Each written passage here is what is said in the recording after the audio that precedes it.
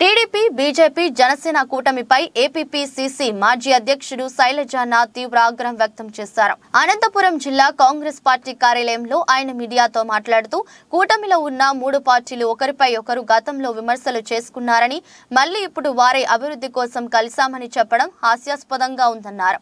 అభివృద్ధి కోసం కాకుండా దేనికి కలిశారో చెప్పాల్సిన బాధ్యత ముగ్గురిపై ఉందన్నారు. ప్రత్యేక హోదా ఇస్తామని, విశాఖ రైల్వే జోన్, విశాఖ ఉక్కు పరిశ్రమ ప్రైవేటీకరణ చేయమని, పోలవరం మేమే కట్టిస్తామని మోదీ, అమిత్ షా మీకు చెప్పాడా?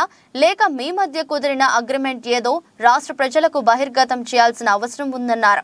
400 ఎంపీ సీట్లు వస్తే రాజ్యాంగాన్ని మార్చేస్తామని మోదీ చెప్పాడని, అలాంటి వారితో టీడీపీ జనసేన ఎలా కలుస్తుందని నిలదీశారు. ఎలక్టోరల్ బాండ్ల అంశాన్ని పక్కదోవ పట్టించడానికి సిఏఏ అంశాన్ని తెరపైకి తీసుకువచ్చారని ఆరోపించారు. ఎప్పుడు ఏ సమస్య వచ్చినా దానిని మతాల వైపు మళ్లించడం బీజేపీకి అలవాటు అంటూ శైలజానాథ్ ఆగ్రహం వ్యక్తం చేశారు. రాష్ట్రంలో బీజేపీ జనసేన టీడీపీ కూటమిని ప్రజలు నమ్మే పరిస్థితుల్లో లేరన్నారు. స్నేహితులారా, నిన్న భారతీయ జనతా పార్టీ, జనసేన, తెలుగుదేశం పార్టీల యొక్క పొత్తు ఖరారైంది. ఆ సందర్భంగా ఆ పార్టీల నాయకులు మాట్లాడిన మాటలే ఆంధ్రప్రదేశ్ ప్రజానీకానికి ఆశ్చర్యాన్ని కలిగిస్తూ ఉన్నాయి. ఈ రాష్ట్ర అభివృద్ధికి, ఆంధ్రప్రదేశ్ ప్రజల పురోగతికి అనేక పదాలు యాడ్ చేసి మొత్తం మీద ఈ రాష్ట్రం మంచి కోసం మా పొత్తు వచ్చింది, ఈ పొత్తును ఆశీర్వదించమని చెప్పారు. ఆ భావదారిద్ర్యాన్ని చూసి నేను జాలి పడతా ఉన్నాను. నాతో పాటుగా కోట్లాది మంది ఆంధ్రప్రదేశ్ ప్రజానీకం కూడా జాలి పడతా ఉన్నారు. ఆ కూటమిలో ఉన్న ముగ్గురు కూడా పరస్పరం ఒకరిపైన ఒకరు విపరీతమైన ఆరోపణలు చేసుకున్న వాళ్ళే. బాబు గారి గురించి బీజేపీ వాళ్ళు, బీజేపీ గురించి బాబు వాళ్ళు, ఇద్దరి గురించి జనసేన నాయకుడు. ఈ రోజున మీ మధ్య కుదిరిన ఆ అగ్రిమెంట్ ఏందో ప్రజలకు చెప్పాలి. అత్యంత బలమైన బీజేపీకి బలమైన ధర్మవరం సీటు బీజేపీకి ఇస్తూ ఉన్నాం. ఈ మాటలు కాకుండా ఈ రాష్ట్ర పురోగతికి, ఈ రాష్ట్ర అభివృద్ధికి మీరు ఏం మాట్లాడారో చెప్పాలి. ఎందుకంటే ఆశీర్వదించమని ఆంధ్రప్రదేశ్ ప్రజానీకాన్ని కోరారు కాబట్టి, అది మా కోసమే మీరు కలుస్తున్నారని చెప్పారు కాబట్టి, అసలు మీరు దేనికోసం కలుస్తున్నారో చెప్పాల్సిన బాధ్యత మీ పైన ఉంది. మొన్న జరిగిన సమావేశంలో నరేంద్ర మోడీ గారి తరఫున అమిత్ షా గారు ఆంధ్రప్రదేశ్ రాష్ట్రానికి ప్రత్యేక తరగతి హోదా ఇస్తా ఉన్నాం అని మీకు ఏమైనా చెప్పారా? రాయలసీమ, ఉత్తరాంధ్రలకు బుందేల్ఖండ్ తరహా ప్యాకేజు ఇచ్చినాం అని మీరు ఎవరైనా చెప్పారా? లేకపోతే విశాఖపట్నం రైల్వే జోను ఇచ్చేసినామని మీకేమైనా చెప్పారా?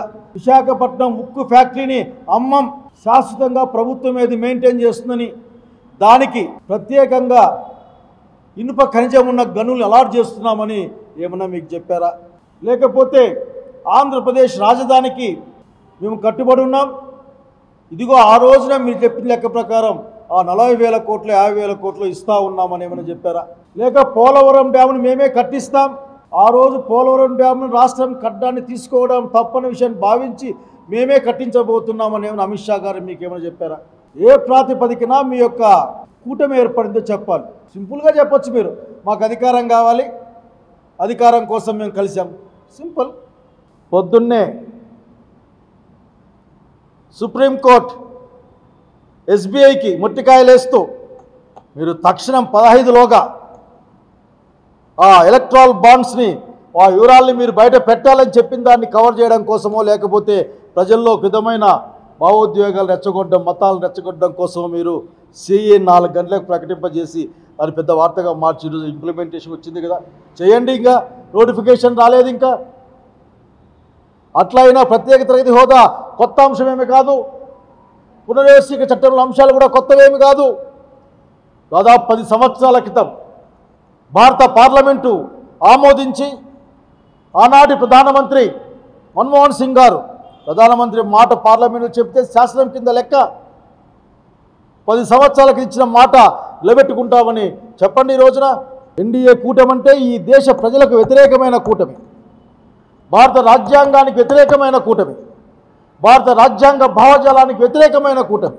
మీటింగులోగా ఉత్తర్వులు రావాలి, ప్రత్యేక తరగతి హోదా, పునర్వ్యవస్థ చట్టంలోని అంశాలు, రాయలసీమ ఉత్తరాంధ్ర ప్రత్యేక ప్యాకేజు, దాంతోపాటు అనేక అంశాలు ఇమిడి ఉన్నాయి. దాదాపు ఆ రోజున లెక్కల్లో 5 లక్షల కోట్ల విలువైన మేళ్ళు ఉన్నాయి ఆ రోజున.